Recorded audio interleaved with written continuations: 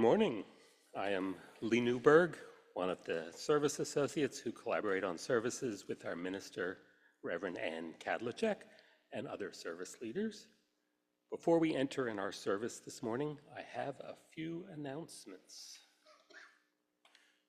This one is from Chuck Manning from the stewardship team. Pledge forms were mailed out last Monday. If you do not have one, please stop by the stewardship table in Channing Hall and pick up a blank one. If you brought in your pledge form today, please drop it in the box on the table. If you have not made a pledge yet, we hope that you are thinking deeply about generosity and will be making a pledge soon. Thank you very much for supporting our Help, Hope, Grow campaign.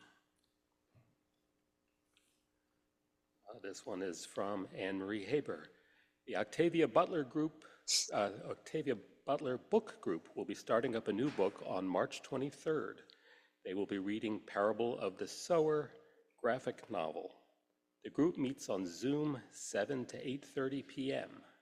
If you are interested, get in touch with Anne Marie Haber or Karen Strong. You can find them at Coffee Hour or in the Breeze database. See Anne Marie for a discounted copy of the book. From Sharon Babala, Community Potluck and Extraordinary Talent Show starts at 5:30 this Friday, March 14th. You can sign up at the welcome table or using the form in Breeze. You can also contact Sharon Babala or Peter Brown. From Leah Purcell, are you thinking about attending UUA General Assembly 2025 but have questions? Come chat with Leah Purcell today after the service in Community Hall. She can tell you all about GA, why it's such a meaningful experience, and how you can participate, whether in person or online. Grab a cup of coffee first if you like. Leah will be available until noon. And from Astrid Peterson, come attend a community dance here at Albany UU on Sunday, March 23 from 2:30 to 5 p.m., co-sponsored by the Green Sanctuary team. It is a fun and friendly barn-style dance for all ages with live music, and it's a fundraiser for Zero Waste Capital District and their Reuse Center project. Suggested donation is $15 per person or $40 per family, but come and pay what you can. I also draw your attention to the announcements printed in the order of service.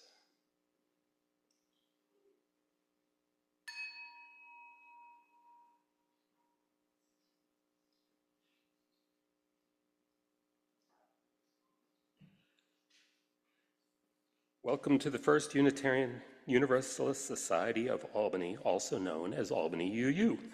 I'd like to extend a special welcome to those who are visiting with us this morning, whether in person or online.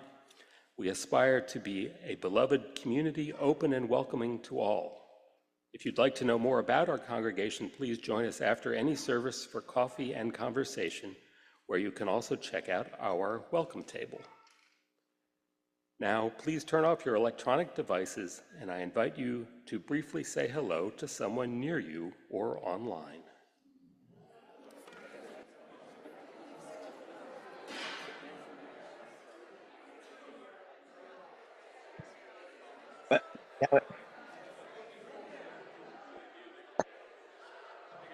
Hello.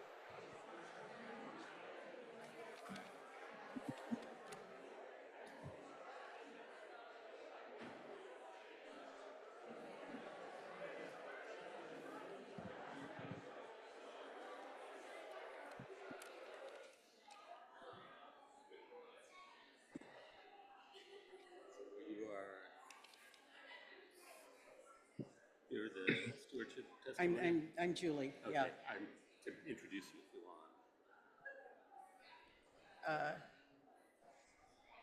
want. Okay. You're going to speak. Sorry. Okay.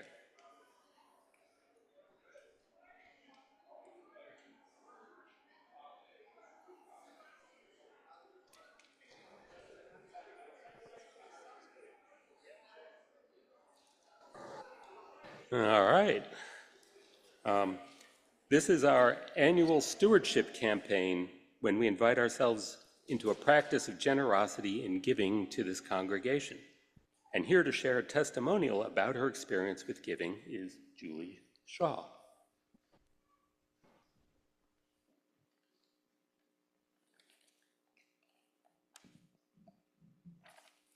Good morning, everyone. Can you hear me? Yes. My name is Julie Shaw, and I am a member of this UU congregation. I'm grateful to have a few moments this morning to share with you some reflections about my lifelong involvement and connection with the Unitarian Universalist spirit. Where shall I begin? I find that so much of what is meaningful in my life relates to my being a middle child. I was the fifth of 8 children in a 12-year span. My older sister Linda was 1 year, 2 months older than me, and my younger sister Courtney was 1 year, 4 months younger than me. Wow. Let's not even think about how challenging that was for my mother, with mouths to feed and toddlers underfoot for so many years. But for me, it meant I was always aware of being part of a larger human spirit, what we kids used to call the Shaw Circus. I knew what my older siblings were up to most of the time. Much of it was mischievous, and I would have some great stories to tell you, and all of it interesting.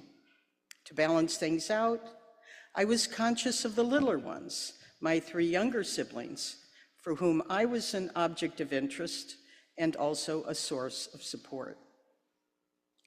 As a child in the middle, it was true that I missed out on being the center of attention given high expectations, an experience I now see as held by my only child grandchildren. But what I gained was to always know that I was part of something larger than myself. Perhaps you figured out why being a middle child is a central theme in my UU involvement. Unitarian Universalism is my extended family. You, this UU congregation, enable me to feel part of a spirit within which I can warmly nestle my small but precious self. It is a spirit that is vast and meaningful. It is a spirit that envelops me and comforts me and provides me with guidance along my life path. And in the middle of my UU family, I also feel the call to help those whose time will come after mine, my younger brothers and sisters, if you will.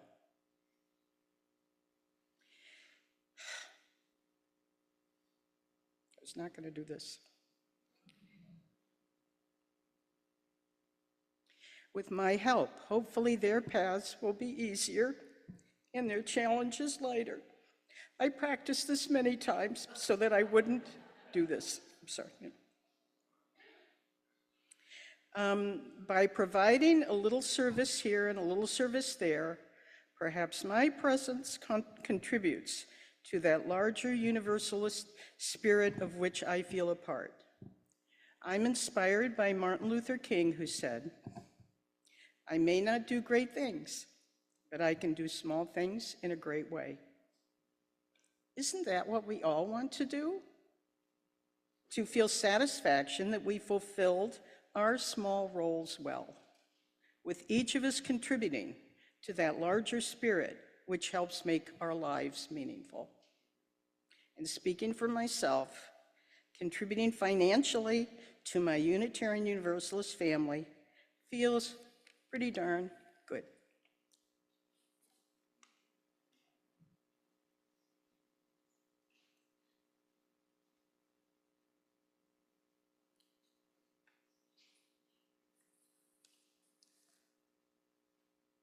Our prelude this morning is a video of Hope Lingers On, music and words by Lissa Schneckenberger and sung by Lo Lilly.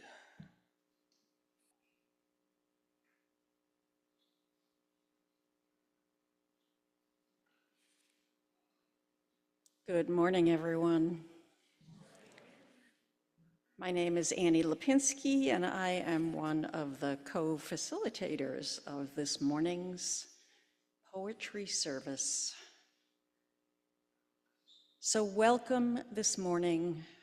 Welcome to a world of poetry,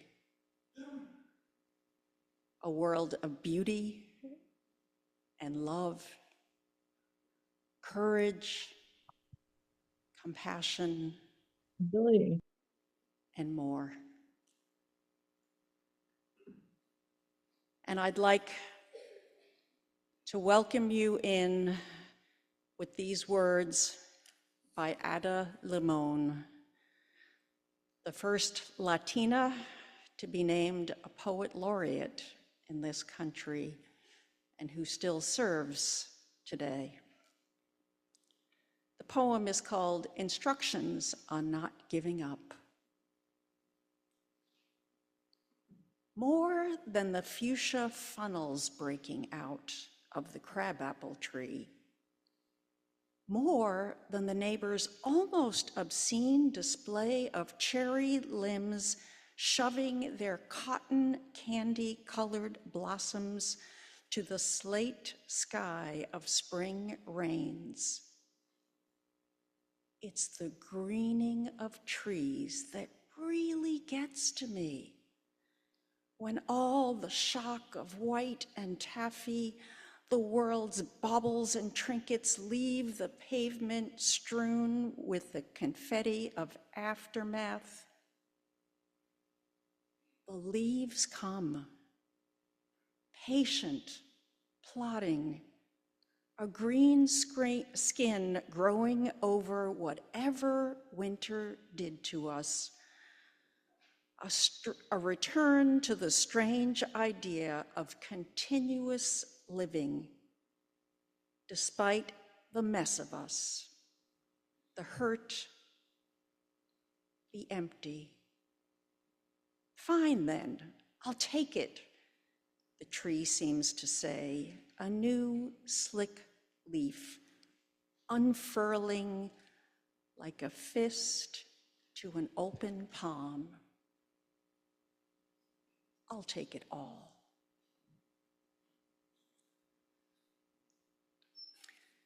And our opening song this morning is Puff the Magic Dragon. And the reason we're doing this song on Poetry Sunday is because this song originated as a poem. And it was written by Peter Yarrow, who died not very long ago. He was in college when he wrote this song. So, if you'd like to sit, stay seated. If you'd like to dance, I invite you to stand. If you'd like to make space for yourself to dance, spread out a little bit. So rise as you are interested and able. And I'm going to give you a few movements to do for the chorus, and then you are on your own. You know Puff. And this song, this poem, is about an unlikely relationship between a magical dragon and a little boy. So just a few movements to show you. When you hear Puff, we do Puff. The magic dragon lives by the sea, make the waves by the sea. And frolicked. What is frolic? Whatever you want to do to frolic. In a land called Hanalei. And we'll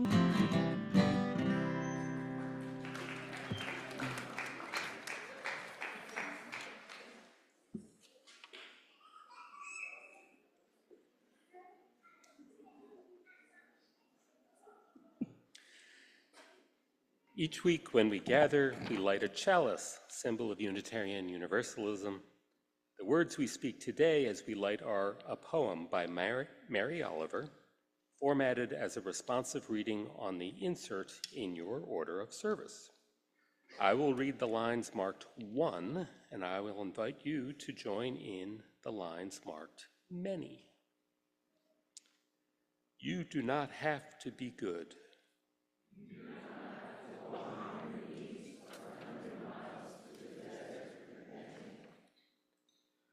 You only have to let the soft animal of your body love what it loves. Something about despair, yours.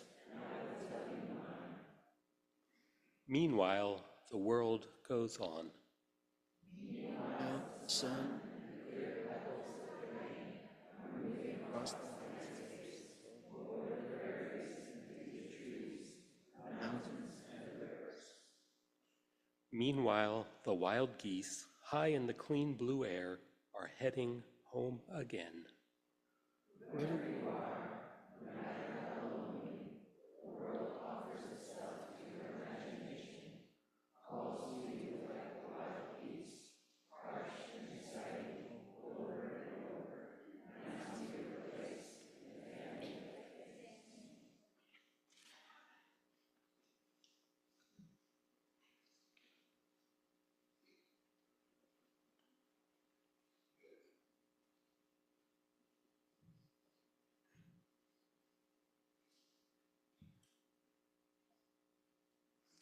Our story today is actually 3 poems from Sail Away, a book of poetry written in the 1900s by prominent African-American writer Langston Hughes, with art by Ashley Bryan.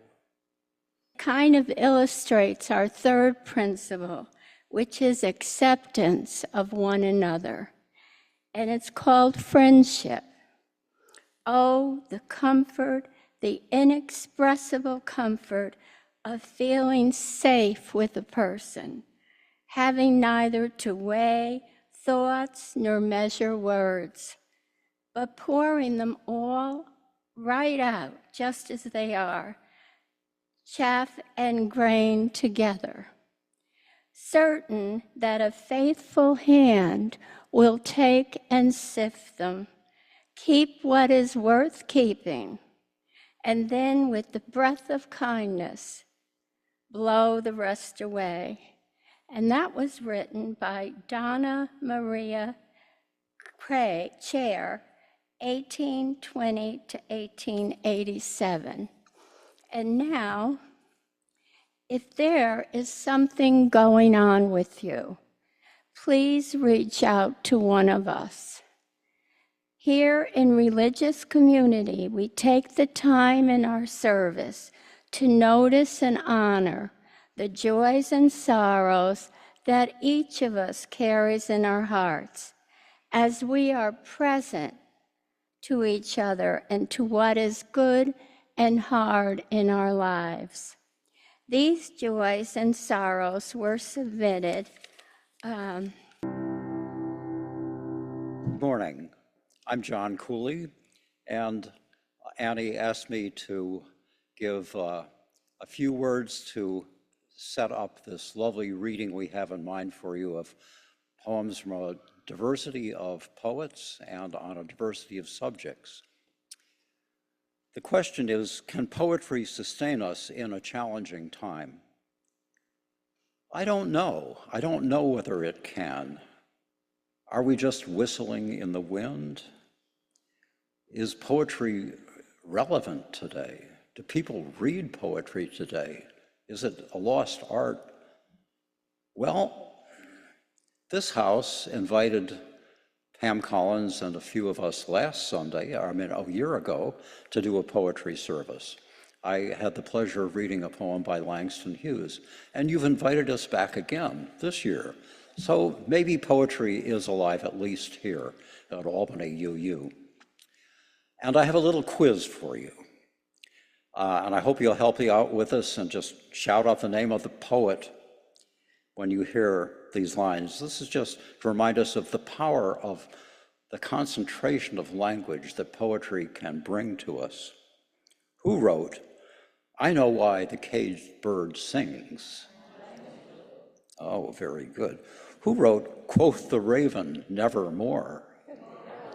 Oh my gosh, these are too easy, aren't they? Listen, my children, and you shall hear of the midnight ride of Paul Revere. That's a little harder. Who? Longfellow. Very good. And whose woods these are, I think I know. Robert Frost. Oh, you guys, perfect. Poetry is alive here. And yet the odd thing is that of the two book discussion groups that I have belonged to for 15, 20 years, and both associated with this church, we have never done a book of poetry for discussion.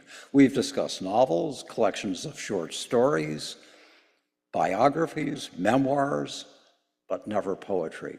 I think the time might have come for a poetry discussion in one of those groups. This is a good time for reading poems that make us feel good. It is a difficult time for all of us in terms of the public life that we see challenged today. And some of the poems that you will hear today are, I would call them comfort poems. They're poems about good times, beloved pets, dear friends, some of them poems about nature and the beauty of the natural world that so sustains us. Other poems make us think more deeply, question our values, and perhaps give us new insight, maybe even courage to act. Poetry itself, though, is powerless. We cannot bring aid to our allies. We cannot bring medicine to those in need. We cannot protect even the most vulnerable in our communities. Our rights cannot be protected by poetry. What can poetry or the written word do? Well, Mark Twain said, thinking of a longer sweep of history, the power of the pen is mightier than the sword. And I think he's right about that. And when you think of it, every social revolution in this country since the 18th century has had at its core marching songs, has had poetry, has had lyrics. People have been singing the equivalent to, "Deep in my heart, I do believe we shall overcome someday." A poem written a long time ago, in 1901, by Reverend Charles Tindley. And yet it's been so much a part of our civil revolution and protest. Yes, poetry can help us recall moments of wonder and beauty. It can also inspire us and stand and support the values that we care about. So let us read more poetry. The poem that I've chosen to read to you today brings me personal joy. It reminds me of my grandfather. I lived with my grandparents in Cobleskill and as a little kid, and he used to chase me routinely around the house and then chase me upstairs to bed. Theodore Rutke, who wrote this poem called Papa's Waltz, wrote it as a tribute to his father, who did something quite a bit more vigorous than my grandfather was a teetotaler, so he didn't have whiskey on his breath. Here's my Papa's Waltz. The whiskey on your breath could make a small boy dizzy, but I held on like death. Such waltzing is not easy. We romped until the pan slid off the kitchen shelf. My mother's countenance, it could not unfrown itself. The hand that held my wrist was battered on one knuckle, and every step you missed, my right ear scraped your buckle. You beat time on my head with a palm caked hard with dirt, then waltzed me off to bed, still clinging to your shirt.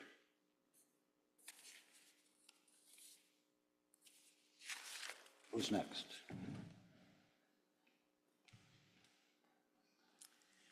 Hi, everyone. Just want to thank John and Annie and all the other readers for this beautiful service today. My name is Jake Campbell. My pronouns are they, them. And I'm blessed to read The Road Not Taken by Robert Frost, which John picked. The Road Not Taken. 2 roads diverged in a yellow wood, and sorry I could not travel both. And be one traveler, long I stood, and looked down one as far as I could, to where it bent in the undergrowth. Then took the other, just as fair, and having perhaps the better claim, because it was grassy and wanted wear, though as for that, the passing there had worn them really about the same. And both that morning equally lay in leaves no step had trodden black. Oh, I kept the first for another day, yet knowing how way leads on to way, I doubted if I should ever come back. I shall be telling this with a sigh, somewhere ages and ages hence, 2 roads diverged in a wood, and I took the one less traveled by, and that has made all the difference. So, I just wanted to reflect briefly on what that kind of means to me as a UU and as a trans person. So particularly now, I think it's really easy to feel lost because it does feel like there are fewer and fewer roads to travel, and it's a really scary time. And I'll just say that throughout my process of coming out, I've been blessed with a lot of UUs from my home community and lovely people all over who kind of helped me feel that either road would lead me to acceptance in my world. And so I just encourage us in our own capacities to travel the roads that challenge us and comfort us as well. So thank you.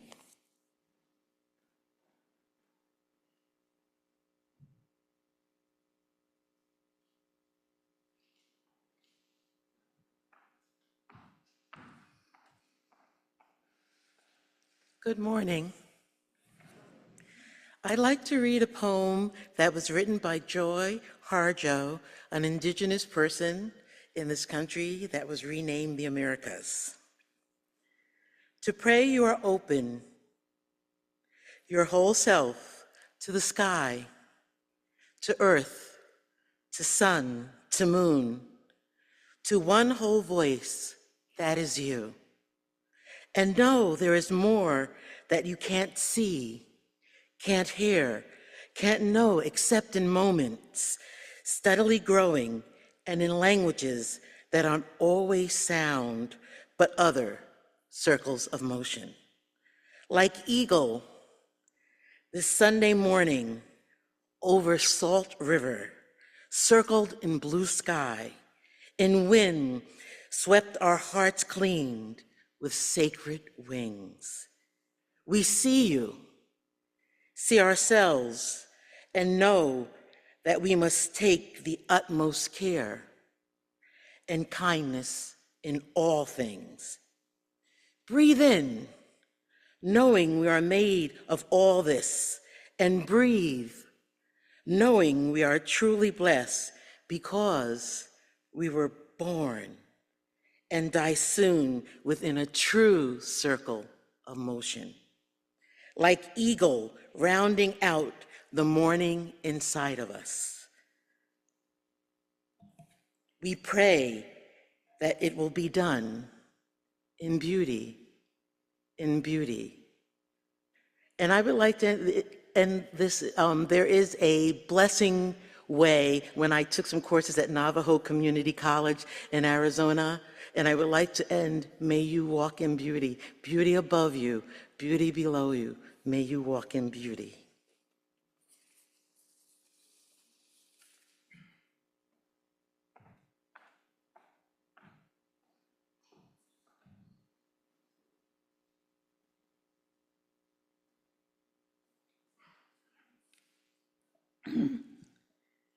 My poem is The Sweetness of Dogs by Mary Oliver. And those of you who know Mary Oliver, a very popular 20th century poet and 21st century, she has a whole book of dog poems, if you're interested. And I have been sustained very much by my 10-pound Chihuahua mix who has big bulgy eyes and who enforces all of the routines of our household. One of my students, upon seeing a picture of my dog, looked at it and said, "That's not a dog, that's a cartoon character." And he is. The sweetness of dogs. What do you say, Percy? I am thinking of sitting out on the sand to watch the moon rise. It's full tonight. So we go. And the moon rises, so beautiful it makes me shudder, makes me think about time and space, makes me take measure of myself, one iota pondering heaven. Thus we sit, myself thinking how grateful I am for the moon's perfect beauty, and also, oh, how rich it is to love the world. Percy, meanwhile, leans against me and gazes up into my face, as though I were just as wonderful as the perfect moon.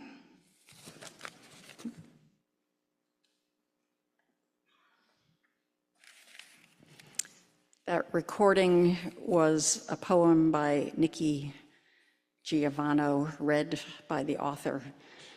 And we lost Nikki on this earth just this past December, a beautiful member of our world. And I will lead you into today's moment of silence with a poem by Matsuo Basho, written in the 1600s. Feel free to close your eyes if you'd like. A field of cotton, as if the moon had flowered.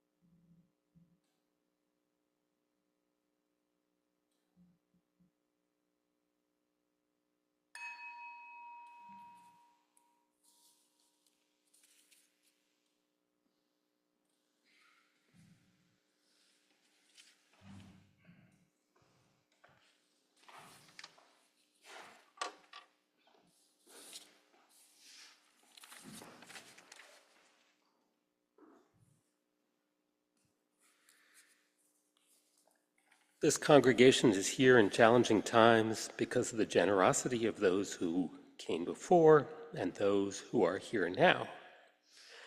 Please give today in whatever amount feels right for you. If you are online, you can click on the tiny URL link in the chat window to contribute, or you can text the number shown on the screen indicating the amount and purpose as shown on the screen, or you can always mail a check. Here in Community Hall, you can give in those ways or place cash or a check in the basket that will come around during the offertory. The offering will be gratefully received.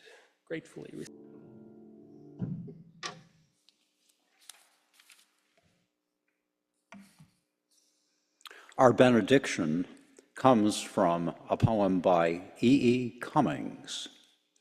I thank you, God, for most this amazing day, for the leaping greenly spirits of trees, for a true blue dream of a sky, and for everything which is natural, which is infinite, which is yes.